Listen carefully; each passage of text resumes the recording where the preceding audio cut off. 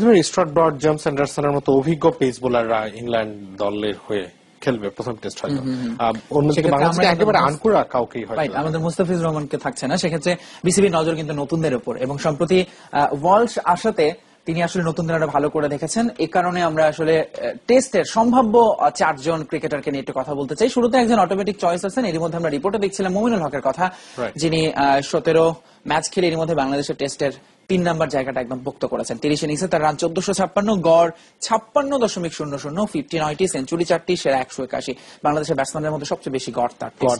এটা অবিশ্বাস্য একটা গড় ছিল কিছুদিন আগে পর্যন্ত। আমরা আরো একটি রিপোর্টে দেখছিলাম যে সম্ভাব্য ব্যাকআপ উইকেট রক্ষক মুশফিকের পেছনে, এবং সেই হিসেবে লিটন দাসের ইনজুরির কারণে নুরুল হাসানকে বিবেচনা করা হচ্ছে। তার প্রথম শ্রেণীর ক্যারিয়ারটা একটু দেখাই।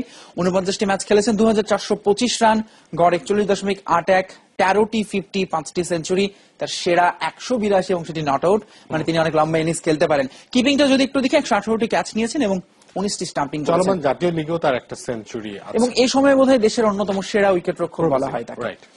আপনি পেসারদের কথা বলছিলেন, শুভাশিস রায়, তিনি আসলে বেশ নজর কেড়েছেন, এইচপি কোচও বলছিলেন। অসাধারণ বোলিং এবং গতিও আছে তার। 51 ম্যাচে 136 উইকেট, ফার্স্ট ক্লাসে।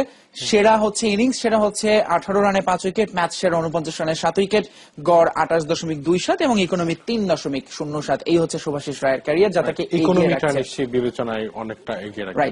এবং সবশেষে হচ্ছে এবাদত হোসেন, যিনি মূলত পেসার হান্টের মাধ্যমে সবার নজরে আসেন, এবং এরপর প্রস্তুতি ম্যাচে কিন্তু ইংল্যান্ডকে চমকে দিয়েছিলেন এই পেসার, যার কারণে তাকে ভাবা হচ্ছে যে হয়তো টেস্ট দলে দেখা গেল অবাক হবার কিছু থাকবে না। 2টি মাত্র ফার্স্ট ক্লাস ম্যাচ খেলেছেন এবারে তিনি, এবং সেখানে তার 5টি উইকেট, যেখানে তার সেরা ইনিংসের সেরা বোলিং হচ্ছে 12 রানে 2 উইকেট, ম্যাচের সেরা 54 রানে 3 উইকেট।